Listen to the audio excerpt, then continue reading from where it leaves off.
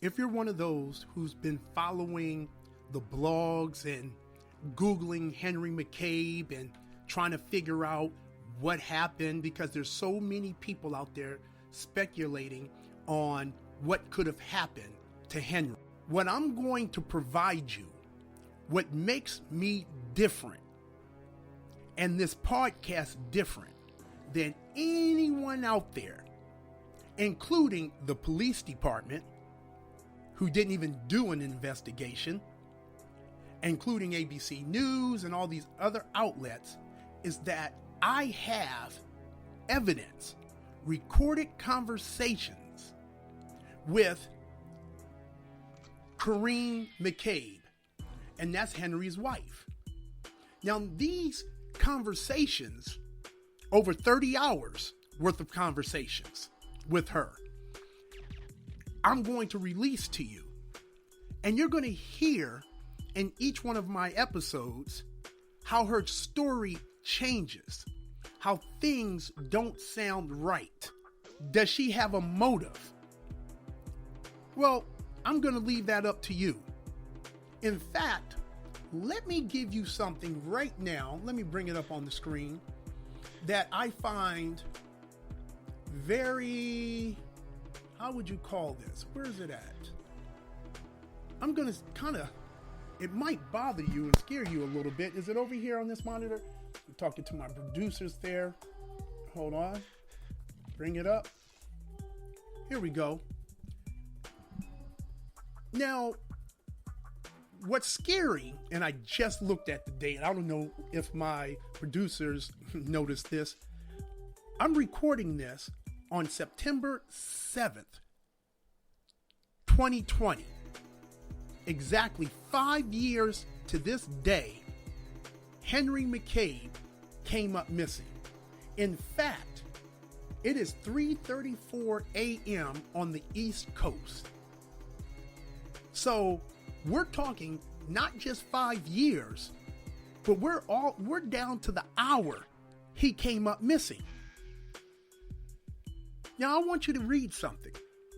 Now, when the police, and you see it all the time in the movies where people come in and the police come in and say, okay, they look at the spouse first. And did the spouse have a motive? Okay, let me tell you what you're going to hear in the up and coming episodes. And I want you, and I'm going to read off something that I'm skipping ahead by reading this, but I think is very important for you to know this. You're going to hear, and I guess I should start how I even got into this investigation. One of our subsidiaries is called hackerforhire.com. It's been around for over 10 years. If you looked up the DNS, hey, we registered it, is it 10 years or more than that? And what Hacker for Hire does, or is where people come to when they need help and can't go anywhere else. Now, a lot of people call up and they ask for illegal services. They want to know, can we hack into a bank? Can we change their college grades, their transcripts? People want to know, can you fix their credit? We get people from Iran, we've numerous times, not just Iran, but other countries as well, wanting us to help them funnel money. We've had drug cartels where there was a kidnapping and somebody was kidnapped and they were communicating with the person via Skype and wanted to know, and this was years ago, wanted to know, can we trace it via the IP address? A lot of our clients are athletes, entertainers, when they're being blackmailed for some of the stuff that they've done, cyber extorted. We get a lot of those that come through, not just through hackerforhire.com, but through High Tech Crime Solutions, National Cybersecurity. All of those are subsidiaries of National Cybersecurity Ventures. Well, to get back to the story, it was it September? I'll tell you right now. I'll look it up and I'll tell you exactly when it was. Henry McCabe contacted us back in was it a week after her husband came up missing. Now, this is the crazy part. When she calls the office, and this is how God works. And I don't know if you guys believe in God, but I do. And he brings people in your life for a reason, season, and a lifetime. On this particular day, Hacker for Hire, all right, it's not a company itself, it's just a division, because a lot of times when people are having problems and they're legitimate problems and they don't know where to go, they'll get on the internet and they'll Google Hacker for Hire. We were the first ones out there. And then all these other ones jumped out after they saw me on CNN talking about the Hacker for Hire type services. And then all these other people just came out of the woodwork. So anyways, on this particular day, all the people that normally man the Hacker for Hire desk was in training to learn how to do penetration testing, where you hack into a company hires you to hack into a computer and you try to get in there and, show them all their vulnerabilities. Well, I was in their office looking for something and the phone rings. I answered the phone. I'm not going to pass up money. Not at all. It's my company. So I answered the phone.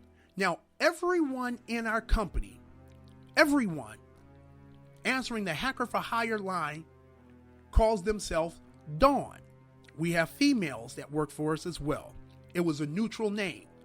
Dawn could be a male's name like Dawn, Donald, or Dawn as a female. But we called it Dawn, D-O-N, if you're the male. And then if people ever asked, what's your last name? We always gave them Dawn T-H, right? Or Hackame, H-A-C-K-M-E. So Dawn Hackame. And what that really stands for is if you put it together with the middle initial T, don't hack me. So when I answer the phone on this particular call, I answer it as Dawn. And there was a female voice on the other line, and she said her name was Kareem, and she wanted to speak to a computer hacker about help in finding her husband who came up missing.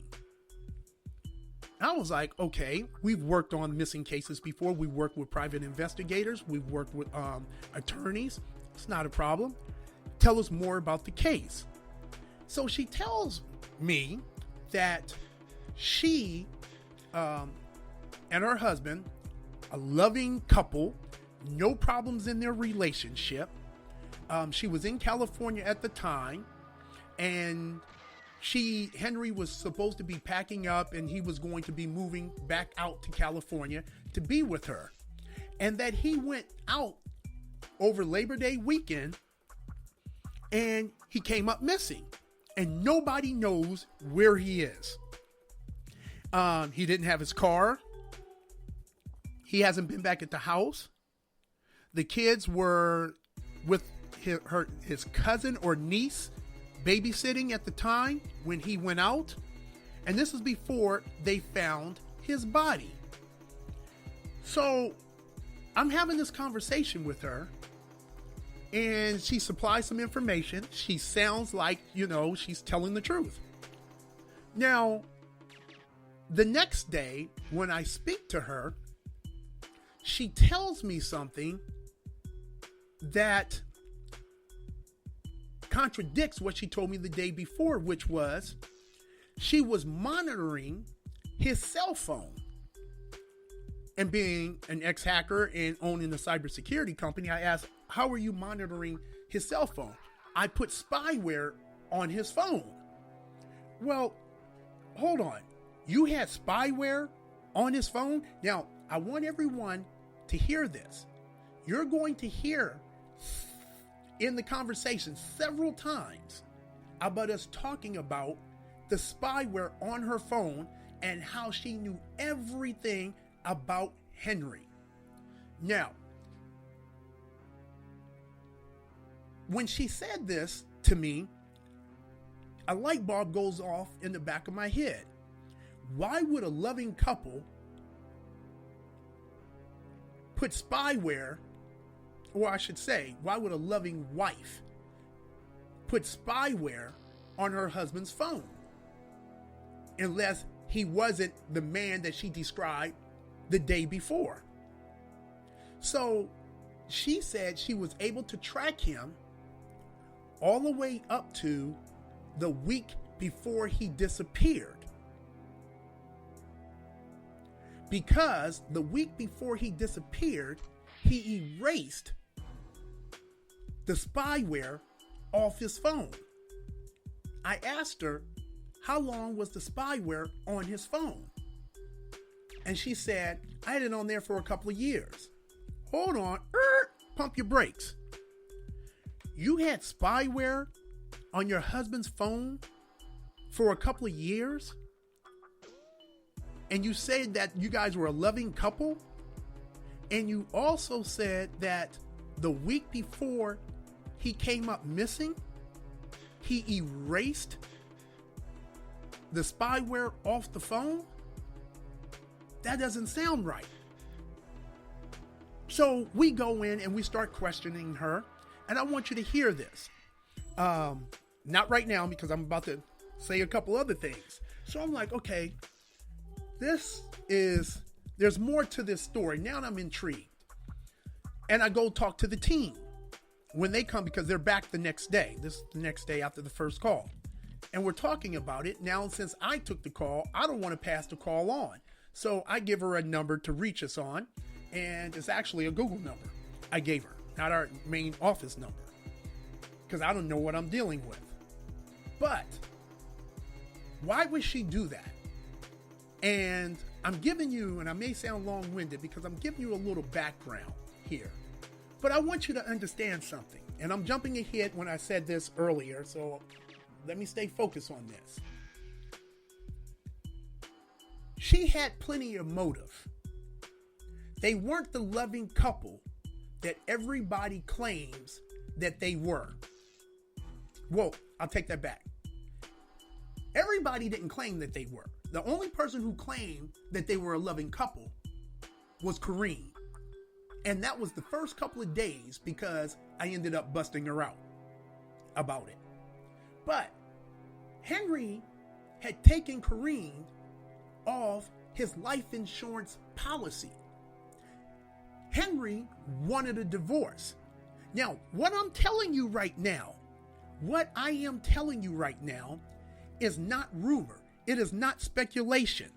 I'm giving you the facts. If you go to hackerforhiremurders.com, you will see text messages, Google Maps. You're going to see what I'm about to post right now, where it talks about his insurance policy, and that Henry took there was nobody on his insurance policy at all. I'm going to also play some audios in a couple of minutes of a woman whose husband is missing. He has not been found yet, is missing. And she's giggling. She's she's toying with Henry's family about she knows something, but she can't share it. But I want to read something to you. Now, this is from Minnesota Life on December 4th, 2015. Now, Henry came up missing September 7th, 2015. His body was discovered a month later in October. We'll go over that in a minute. Now, the estate, this is what it reads. The estate of Henry McCabe, policy number 7166 and 28736. State of Minnesota, claim number 1155839. Insured Henry McCabe. And then it goes on to say, to whom it may concern, we received notice of your claim for life insurance benefits. Please accept our company's condolences on your loss. A beneficiary was not named for this coverage. Now, did you hear what I just said? Not named for this coverage. Now, your spouse, you're married. Why wouldn't your name be on, the spouse's name be on the life insurance policy? Now, according to her, they were a loving couple. But I'm going to tell you what she did after I finish reading this. As a result, we must pay any benefits according to the priority listing in the policy as follows: spouse, children, parents, estate. Now, you will hear Timothy McCabe, and Timothy McCabe is Henry's older brother. Henry had told Timothy and his mother and the family that he was leaving Kareem and that he's taking her off the life insurance, and he's putting his mother on the life insurance. So if anything happens to him, that his mother will have money and be able to take care of the two girls. So he removed her name from the life insurance policy. Now, you're going to hear later, and it's the coldest thing ever. Once Henry's body, when Henry came up missing, Kareem supposedly flew out the following week to go to Minnesota. Now, I say that, I can't prove it yet, but you're going to see why I say this. She was in town before Henry came up missing. She wasn't in California. You're going to hear her say several times, all you got to do is just check my cell phone and you'll see that it was pinging off the cell phone towers in California, and I wasn't in Minnesota. She was using a Google number. You can leave your main cell phone in another state, put Google number on your other cell phone, a burner phone, and when people are still calling that Google number, it will ring no matter where you are. But when the police come in with a warrant and take a look at what's her phone number, she gives them the main number to her cell phone. They check the towers. They see that it's there in California. I'm telling you, it's been done a million times. No one even thinks that this person may have a Google number or a secondary number. So, I don't even know if her friends and family know about this secondary number. They may have, because we do have two phone numbers for her, a main number and a Google number. She was communicating mostly through her Google number with us. Now, later on in our conversations, where I was going with this, when she was at Henry's house, she was on his computer, and she has all his usernames and passwords, and the ones that she didn't have, she was able to do forgot password and reset a lot of his accounts, including his insurance account. I'm on the phone with her when she got into the insurance company and put her name on the life insurance policy. She put her name on the life insurance policy. This is what's happening here. Now you have Henry, who wants a divorce. You have Henry, who takes her name off the life insurance policy and is going to put the parent on there. And according to Minnesota Life, the payout is spouse, children, parents. That's how it is. Unless he had designated someone else. Now, we're not saying this is enough motive. No, not at all. There are so many twists and turns in this story. Such as JT. JT is a friend, okay, of Kareem. Kareem is from Northern California, right outside of Oakland. JT is from that same area. Now, when Kareem and Henry met, they lived in California. He knew JT. He then moved, when Henry and Kareem had problems, he moved back to Minnesota. Now, they made up, like a lot of spouses, make up to break up. That's all they do. There's a song about it. She follows Henry back to Minnesota. Now, years later. Then all of a sudden, JT moves from Oakland to Minnesota. You'll hear me ask, because it sounds crazy, why would JT follow you across country? Were you guys dating? That's your boyfriend? Because it doesn't make sense that this man will leave hot California to move to cold Minnesota. I mean, you guys can still be friends, long distance, come see each other, visit, but to turn around and move there?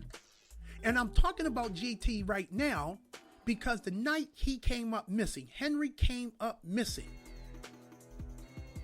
JT was in the club with him. JT had Henry's wallet. Why did he have Henry's wallet? That made no sense.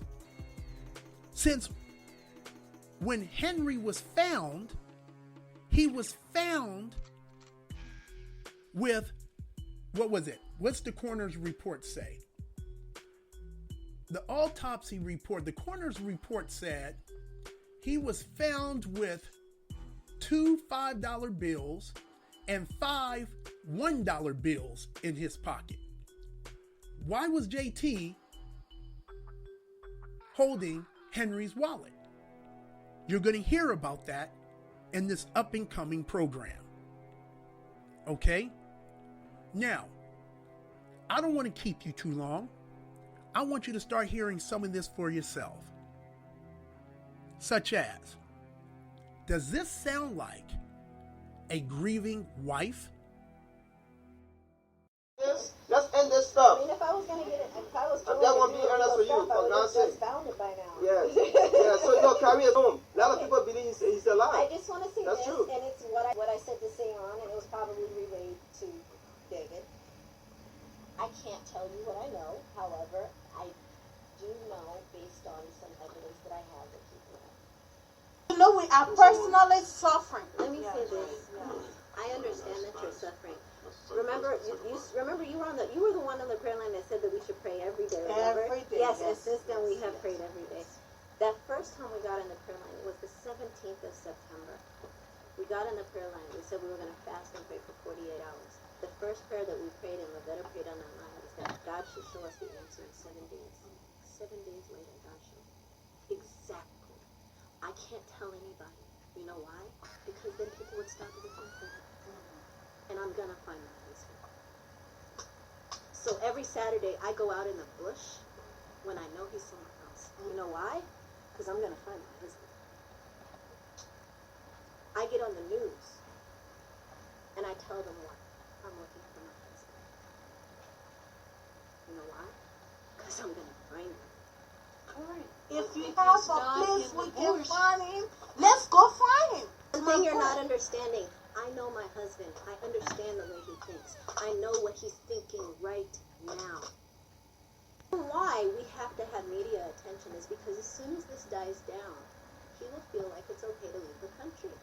It is not going to die He's down. still here in If America. you say, Until we find him. He You is still say, here in America. I believe the he's Liberian alive. consulate says that he does not have an ECOWAS passport either under his American name or his Kisi name.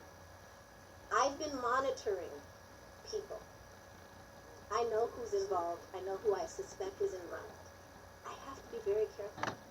And I have to make sure that every Saturday I'm out there looking for my husband, because the minute the media thinks that he's alive, they're going to say, why are you guys out here? What are you guys doing? Yeah, Right. We don't. There was a time around the end of September, I was almost certain. You know how I'm sorry. I was I'm almost trying to certain. call you up, I knew but where I he feel was. like my fast and prayer, and I announced that. Tell you, hold on, but let me say this. It was around the end of September. You guys were the ones that read to me in the Bible about the guy who fasted for 21 days, and his answer had already arrived, but what? It was stopped by Satan. There is another thing that's going on. I know who my husband would have gone to. The problem is when I gave that information to the police, they messed it up. The police messed it up. So why If are I you telling hadn't, the hold police? on, if I hadn't told them what I told them and instead done something else, this would be finished. My husband is not where he was now. I don't know where he is. I have an idea where he is, but I can't say to anyone, not even the police, because until I have proof. But meanwhile, You see? the whole group is lying Okay, now to you have- everybody, pretending we're looking for Henry in the bush and wherever we're looking, knowing, according to you, that he's alive and well, maybe, somewhere What I have, else. until I can look my husband in the eyes and say, you idiot, there's still a question. Did something happen to my husband? Until I can look him or take a picture or see a film or hear his voice on the phone, there's still the question. So, Did Karen, Okay. So, I try not to cuss, but doesn't she sound batshit crazy? Think about it. You heard her in the house talking to Henry's mother and his brother and other family members, and she starts talking like this is some type of conspiracy. Like, I know there's other people that's involved. I'm monitoring these people. You know, every Saturday I go out. Let me just tell you this. She's an attention junkie. That's what she is. Did you hear her say several times that, yeah, we got to keep the media in it? Every Saturday I go out and I want the media and I talk to the media. Yes, that's what she's looking for. She's looking for sympathy. She wants people to feel sorry for her. So, I can't just wrap my head around this. So, I'm not saying that she did it. I'm not. But it doesn't look good. So with that being said, I'm going to release the 30 hours every week, different episodes, along with the evidence, Google Maps, text messages. You are not going to believe how she spoke to Henry. That the messages the day he came up missing, even before he came up missing. You're just not going to believe the things that she would say. If Henry went to the bathroom, left his phone in the living room, in the kitchen, and went to the bathroom, she called, and he didn't pick up the phone immediately, she will start sending him these text messages saying, you must be with that bitch. Yeah, you know, you heard her a second ago. She's real Christian-like, right? Oh, yeah, you remember when we had the prayer? You know, I talked to God and all of this. Wait until you see all the text messages. If you haven't seen any of the text messages, make sure you go to hackerforhiremurders.com. You can also follow, I'm going to be posting all these text messages and things of that sort each week also on our Instagram page at Hacker for Hire Murders. So it's at Hacker for Hire Murders on Instagram. And the website is hackerforhiremurders.com. You can also listen to us on Spotify. You can listen to us on, what's the other one? Spotify, Apple Music, Google as well, Google Podcast. And I think we might be up and running on Alexa. So, I hope we are. That would be great. I think all you have to do is say, Alexa, play Hacker for Hire Murders, and you can get all the episodes and all the evidence. I also want everyone out there to email me. Email me any questions that you may have. I'll read them out loud on the show. If you want to be a guest on the show, not a problem. So send an email to hackerforhiremurders@gmail.com. All right? So tune in to the next episode. It's coming to you in less than 7 days.